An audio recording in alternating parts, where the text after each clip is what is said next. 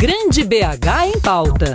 Os problemas da sua região em debate na Band News FM. O primeiro passo para as obras de modernização e ampliação do metrô de Belo Horizonte foi dado com o início dos trabalhos de perfuração e sondagem em pontos da cidade onde devem passar as novas linhas do sistema que vão interligar Savassi e Lagoinha e Barreiro ao Calafate. Sobre essas intervenções, converso agora aqui na Rádio Band News FM com o coordenador do projeto de expansão do metrô pela Prefeitura de Belo Horizonte, Márcio Duarte. Márcio, muito obrigado primeiramente por atender a nossa reportagem e seja bem-vindo ao Grande BH em Pauta. Obrigado, Júlio. Um prazer estar aqui com você na Rádio Band News. Prazer é sempre nosso, Márcio. Foi feito um furo de aproximadamente aí 10 centímetros de diâmetro e 50 metros aí de profundidade no quarteirão ali da Praça 7, entre as ruas Carijós e Espírito Santo, no centro da cidade. Qual que é a importância desse trabalho e quais respostas vocês buscam com esse trabalho de perfuração e sondagem no solo da capital? Nós começamos, então, os primeiros trabalhos aí para a expansão do metrô em Belo Horizonte. Essa sondagem e a topografia vão levantar informações fundamentais para que a gente, na próxima etapa, desenvolva o projeto de engenharia da expansão do metrô. As sondagens estudam o subsolo, vai verificar a qualidade do solo para definição de métodos construtivos, né, se o solo é mais duro, mais mole, levantar interferências como redes de energia elétrica, de gás, todas as outras que possam ter no trecho a ser estudado, e junto com a topografia que estuda acima da superfície, né, a parte do relevo, a diferença de alturas entre os pontos. Então, esses dois serviços, topografia e sondagem, estão sendo feitos. As sondagens já começaram na semana passada e junto com a topografia, que vai se iniciar nas próximas semanas, ainda em setembro, vão levantar as informações para o desenvolvimento do projeto. Previsão de término desses trabalhos no início do ano que vem. Vamos então ter esses trabalhos de sondagem e topografia para dar início, então, ao projeto de engenharia. Então, podemos falar que no segundo semestre de 2013, no ano que vem, teremos início das obras, né, dessa aguardada expansão.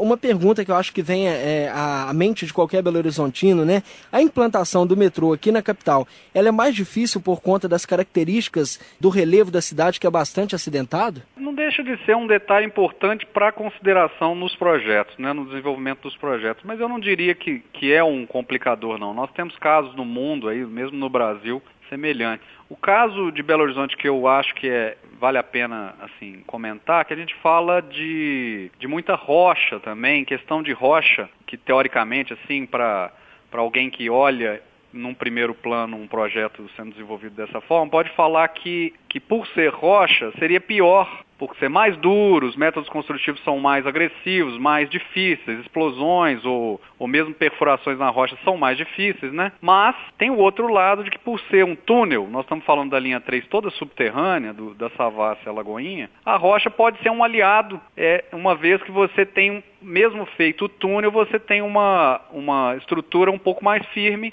que apoia aquele túnel e é necessário fazer menos obras, gastar menos recursos para segurar o túnel em si. Em relação ao trânsito, a gente sabe que, pelo histórico da capital, a gente sabe que as obras acabam refletindo no trânsito, que fica mais carregado. A tendência é que o trânsito fique prejudicado durante esses trabalhos de perfurações? Não deixa de ter algum impacto para o cidadão, né, no seu deslocamento. Mas o impacto de uma obra subterrânea, ela vai ser muito menor do que o que a gente pode comparar hoje com obras grandiosas também que estão sendo feitas, como o BRT Antônio Carlos e o BRT Cristiano Machado. Apesar de, sim, a gente ter eventuais transtornos durante a obra, o benefício compensa isso, né? Muito bem, agradecemos a participação aqui na Rádio Band News FM, no quadro Grande BH em Pauta, do coordenador do projeto de expansão do metrô pela Prefeitura de Belo Horizonte, Márcio Duarte. Obrigado por atender a nossa reportagem e até uma próxima oportunidade. Obrigado a vocês, estamos à disposição. E ainda falando sobre o metrô, nós conversamos agora com o coordenador-geral do Núcleotrans, que é o Núcleo de Trânsito da Escola de Engenharia da Universidade Federal de Minas Gerais, professor Ronaldo Guimarães Gouveia. Professor, bom dia. Bom dia aos seus ouvintes. Muito obrigado. Professor, é correto a gente dizer a avaliação de que o principal problema do metrô de Belo Horizonte, ou o principal entrave histórico para o metrô de Belo Horizonte se tornar um metrô efetivo, seja essa administração federal que os trens metropolitanos acabaram tendo ao longo dos anos no Brasil? Esse sistema que acabou prejudicando o desenvolvimento do metrô? Olha, em parte sim, porque existe um processo aí de mais de 20 anos no sentido de envolver mais o Estado de Minas Gerais e as prefeituras de Belo Horizonte e Contagem no processo de gestão através da criação da Metrominas. Uhum. E essa questão do governo local, né, como coloca a Constituição, que é a obrigação do poder local produzir transporte público. Sim. Mas o problema é o seguinte, o custo do metrô é incompatível com a realidade orçamentária só do Estado de Minas Gerais e das prefeituras. Então a obra do metrô é uma obra que exige efetivamente a participação de todos. Mas como a questão da gestão está centrada no governo federal, fica um pouco desguarnecido a cidade no sentido de defender as verbas para o metrô. Quer dizer, parte da explicação da gente ter passado tantos anos sem fazer nada de investimento no metrô se deve, em parte, né, à ausência da presença do governo do Estado e das prefeituras principais no processo de gestão. Uhum. A prefeitura e o Estado têm medo de assumir os custos, os ônus, né, principalmente trabalhistas do metrô, e com isso vai empurrando isso. O governo federal não coloca o metrô como prioridade, por uma grande exceção, eu acompanho esse processo há mais de 20 anos, foi uma grande exceção quando a presidenta Dilma anunciou verba para o metrô. Não é normal o presidente da República estar falando de transporte público. Uhum. Né? Mas o histórico, então, de certa maneira, uma ausência do poder federal e também uma alienação do governo do Estado e das prefeituras historicamente. Não é um problema do momento, não. Historicamente, o governo do Estado de Minas e das prefeituras preferem prometer metrô, mas no fundo não participam efetivamente do processo de gestão e nem querem assumir isso, com medo do ônus trabalhista que isso possa representar. Com a iniciativa privada seria diferente, talvez? Se ela já tivesse entrado nesse processo há mais tempo, né? Eu digo, não agora. O que você está dizendo da iniciativa privada? Isso aí esse envolvimento da iniciativa privada é muito bem-vindo porque você tem uma outra perspectiva de aporte de capitais além do capital do próprio Estado, né?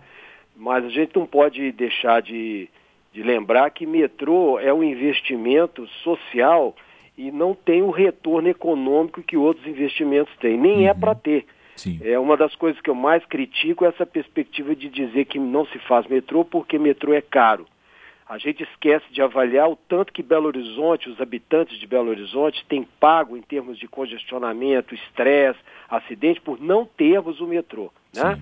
Então é bem-vinda a iniciativa privada, só que nós vamos ter que criar um mecanismo adequado de parceria que não há possibilidade dessa parceria abrir mão da participação efetiva do governo, né, nesses investimentos. Metrô nenhum dá lucro, nem o metrô de Moscou dá lucro. Sim. Não é, inclusive, objetivo de sistemas metroviários dar lucro, no sentido econômico.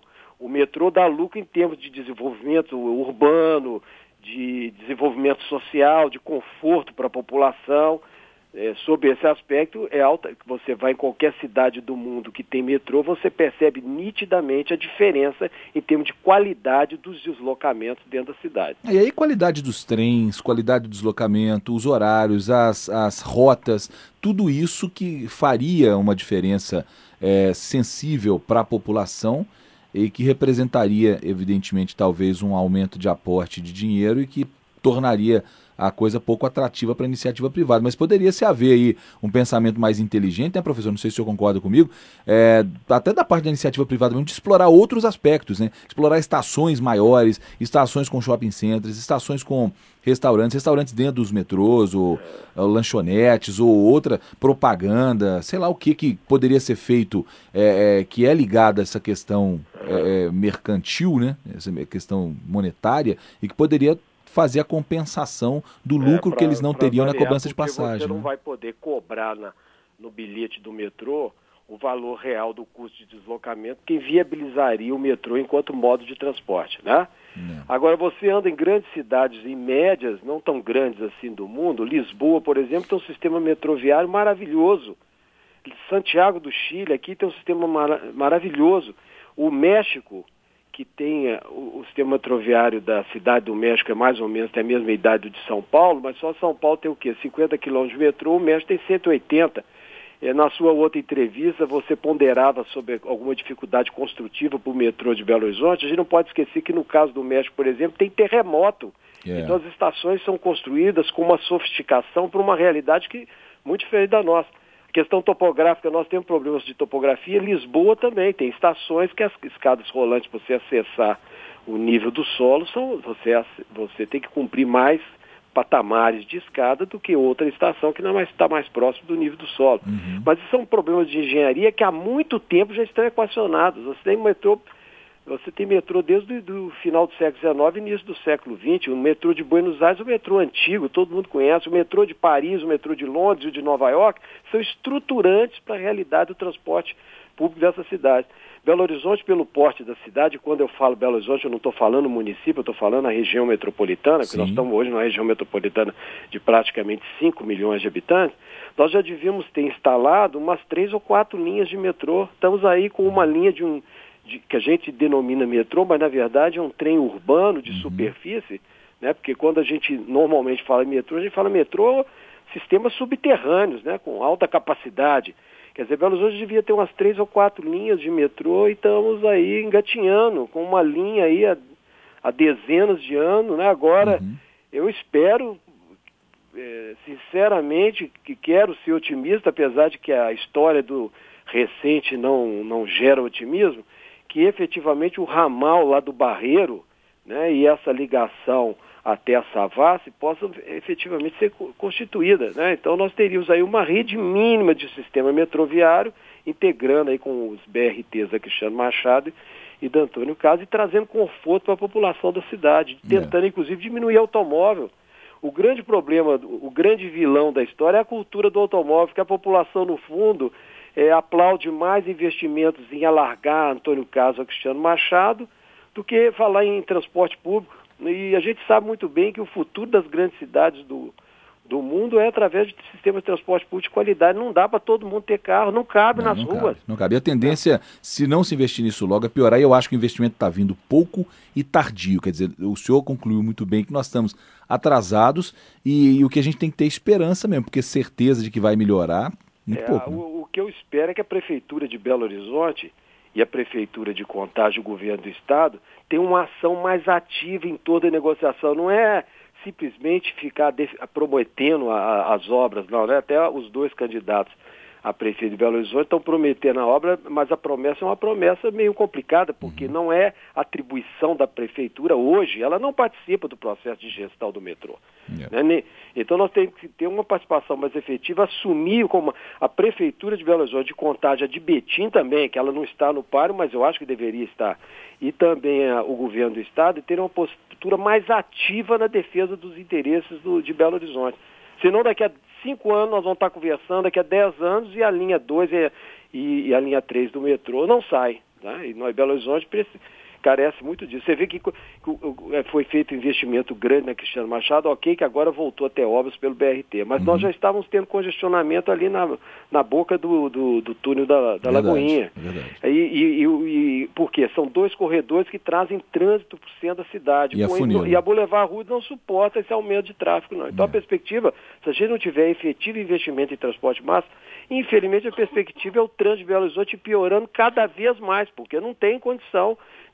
É uma lei da física, 2 corpos não podem ocupar o mesmo espaço no mesmo tempo. Né? Se você tem uma frota que está aumentando aí na casa, sei lá, de 500, 700 carros por dia, como é que você vai resolver isso com o mesmo sistema viário? Né? A gente não pode esquecer que nós temos outras funções urbanas que têm que ser cumpridas. Embarque e desembarque de passageiro do transporte público, ponto de táxi, carga e descarga. Como é que você vai resolver isso tudo nas vias públicas se a demanda é cada vez maior para a fluidez, né? Que é para o tráfego de passagem? É complicado. A palavra é essa mesmo, é esperança. Professor Ronaldo Guimarães Gouveia, que é coordenador-geral do Núcleo Trânsito, que é o Núcleo de Trânsito da Escola de Engenharia da UFMG, falou conosco no nosso Grande BH em Pauta dessa terça-feira. Professor, muito obrigado pela entrevista, bom dia para o senhor. Nada, estou às ordens para outras oportunidades. Bom